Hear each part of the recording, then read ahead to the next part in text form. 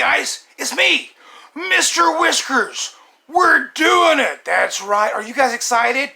I want you to do me a huge favor. Share this video with all of your friends. Some of you, that means both of them. Do it now. Anyway, hey, here's the deal. We're making elderberry wine today. That's right. Are you guys ready? Now, the program is brought to you by The Beard Struggle. So if you've got whiskers, you got a buddy of yours who's got some whiskers, I don't care if they're really, really short to the face or they're long like the old boy here, go to thebeardstruggle.com. Use discount code Mr. Whiskers15. That will get you a 15% discount on your purchase. Do it every time you order. That's discount code Mr. Whiskers15 and you will get 15% off every time you order. Do it today. I promise you, your beard will never look better. Let's get into this wine. I'm super excited. We're making elderberry wine. Now, if you'll remember, last month I had this thing called a birthday! Anyway, I picked up this really cool thing. Elderberry in dried form. Now, elderberries grow all over this area, but sometimes they can be a booger because the stems are really tiny, very, very thin, and you don't want the stems to get in the wine. It just doesn't taste good. So, here's what we're doing. We're starting with dried elderberries. Now, here's what we're going to do. I have a saucepan right here. We're going to reconstitute the elderberries. Now, to give it a little more body, I'm putting in 8 ounces of raisins. Now, the elderberries are dry. I've got 4 ounces of those little bad boys right here. And if you did not see the show where I showed off the elderberries, I'll show you how tiny these little boogers are, and they smell delicious. I'm super excited about this. There is an elderberry. Let me get to the camera lens right there. That's 2 actually right there. 2 elderberries. So they're really, really tiny. Get them in the saucepan. Ooh yeah, get them all in there. There's going to be a party in this pan. Are you guys ready? I know I'm excited.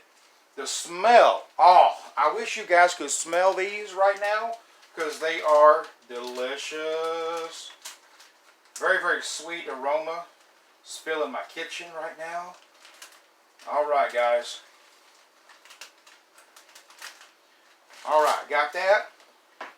Got 8 ounces of raisins. And I'm going to put that on a slow simmer. Now, what we're going to do, I'm going to bring the water to a boil to start with.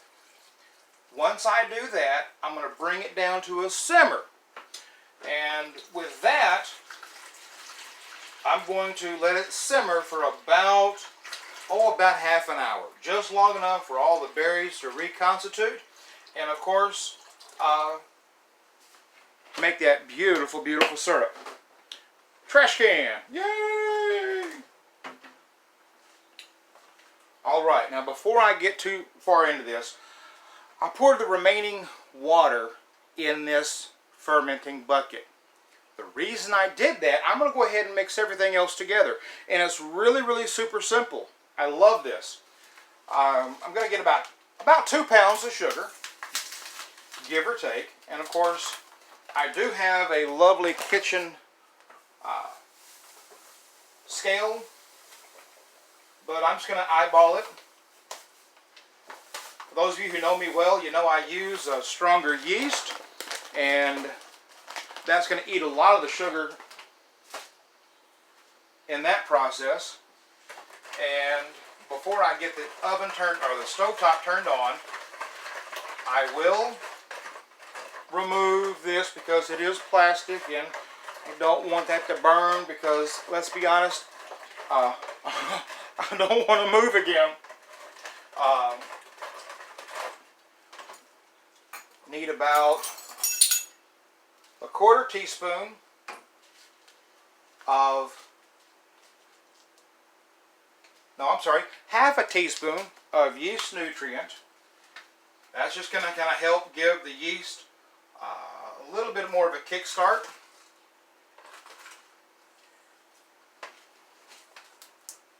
And I'm going to need half a teaspoon of a citric going to be the main 3 citric acids.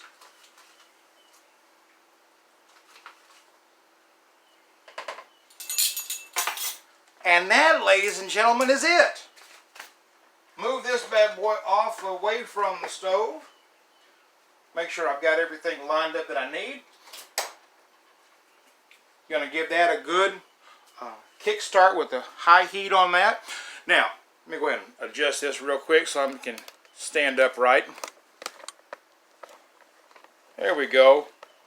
Gotta love new glasses. I'm still trying to learn how to look and see and all that kind of good stuff. So guys, all you've got to do is make sure you have a right amount of everything.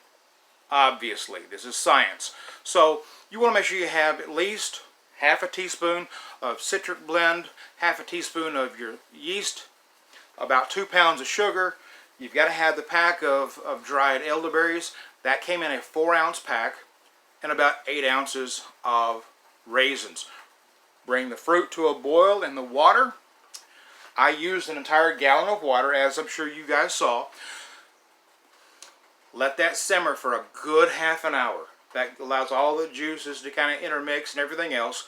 Now what I will do when I get done with that, before I pour that over, make sure it's cool enough so I'm not going to change the temperature too much on that part. I'll then add a pack of yeast. Now I use a sherry or a champagne style yeast. Just has a higher activity level on it. And I like the drier feel of the wine. That's me personally. You can use whatever wine yeast you like. It's just one that I know I do like. It has fewer problems when it comes time for getting that fermentation started. So that's pretty much it in a nutshell, guys. Now once I do everything else here, it's really easy. Once the fermentation stops in about a week, I'll add a Camden tablet, crush it, and that way it kind of helps make sure that there's no foreign bacteria in there that we do not want to play with.